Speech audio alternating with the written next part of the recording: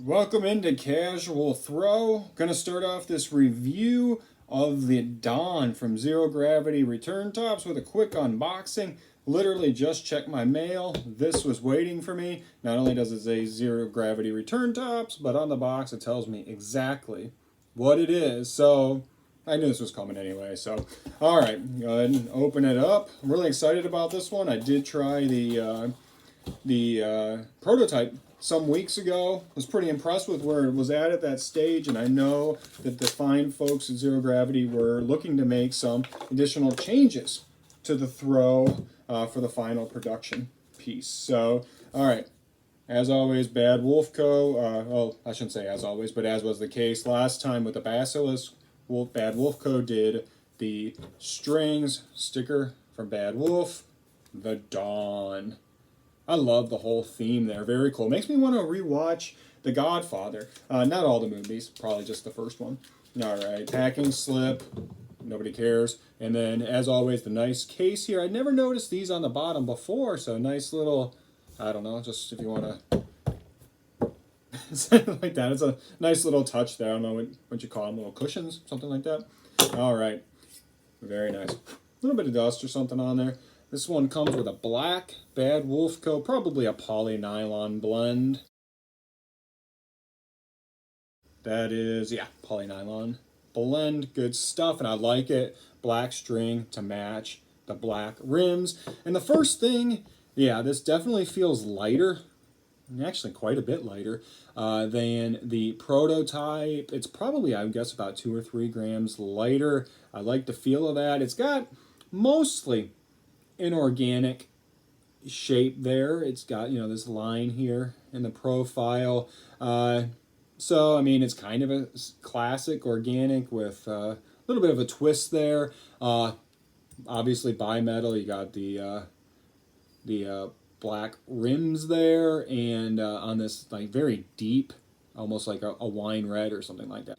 Classy throw. And of course, my favorite part perhaps about this is a D bearing.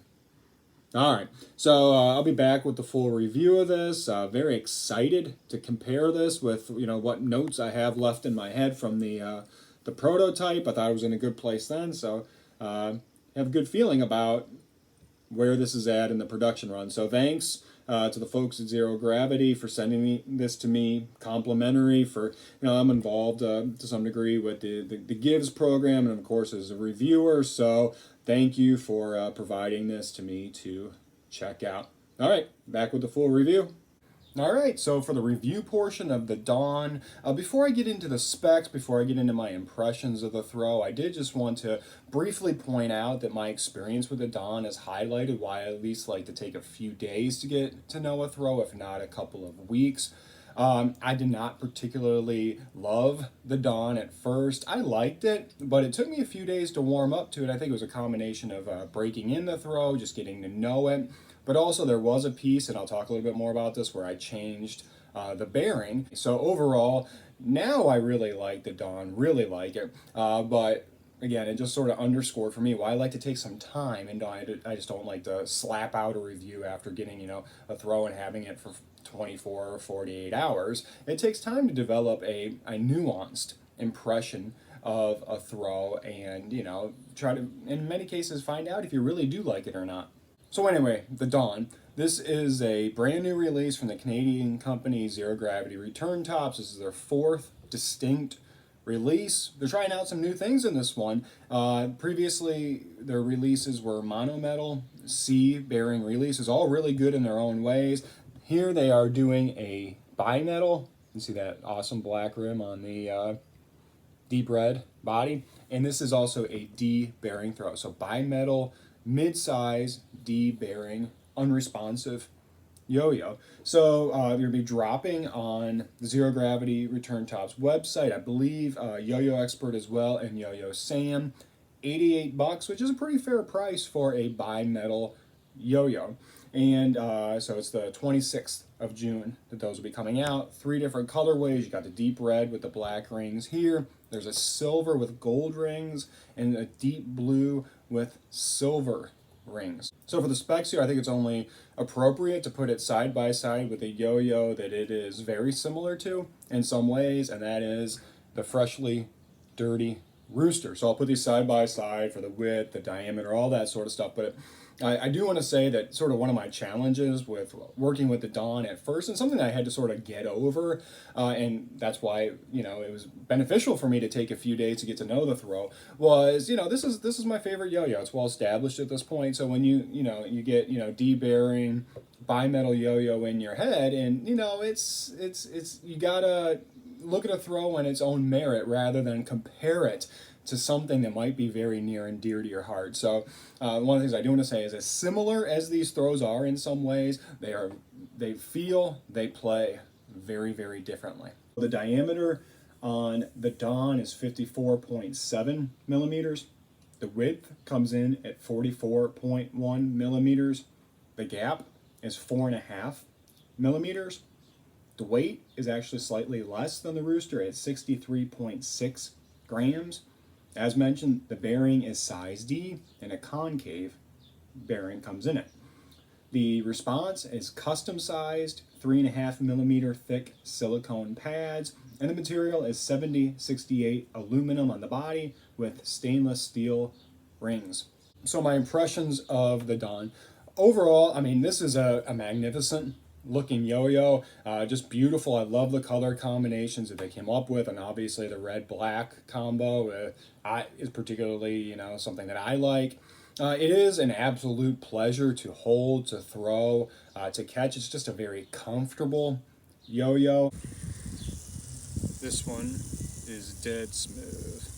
One of the things I'll say that I really do appreciate about the Dawn is how well machined it is. So look at that. Quietly comes apart, none of that screeching or anything like that, but nicely. Kind of reminds me of One Drops, because there's not a lot of yo-yos or companies out there that you could do this.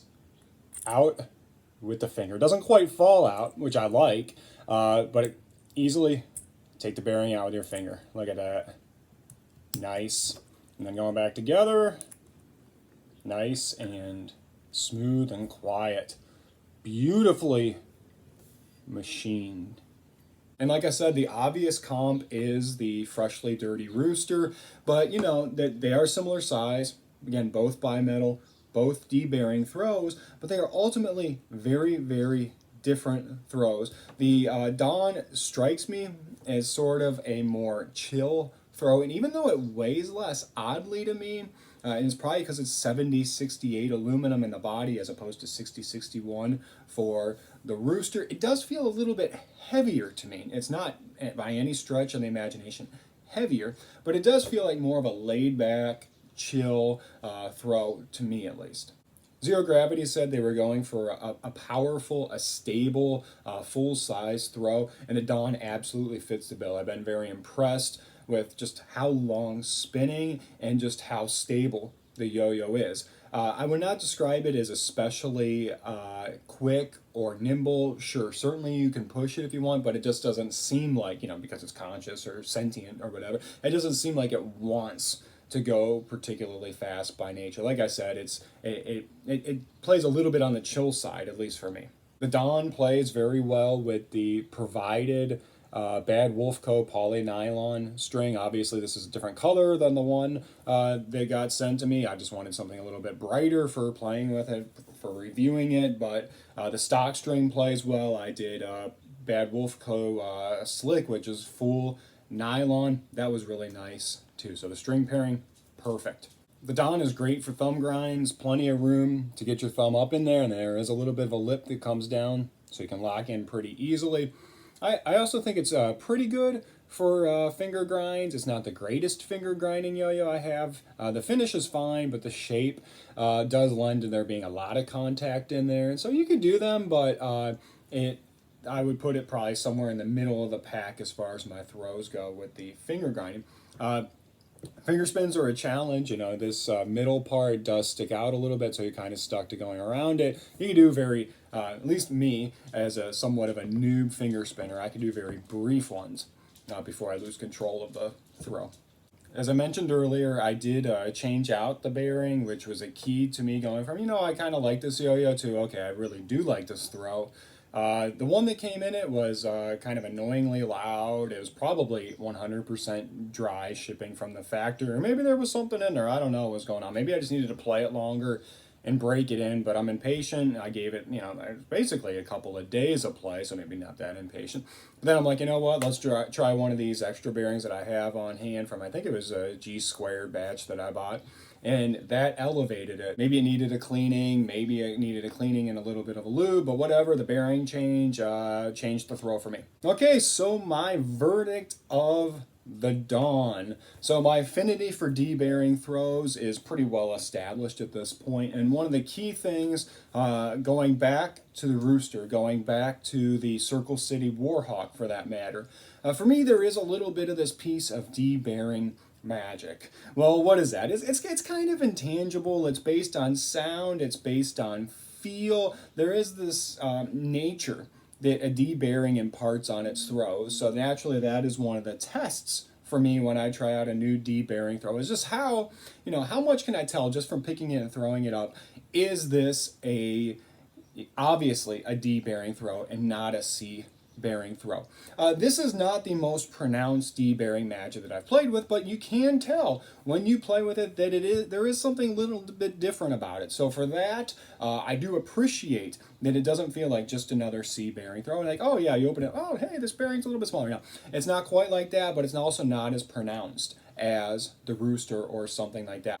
So overall, I really do like the Dawn from Zero Gravity return tops.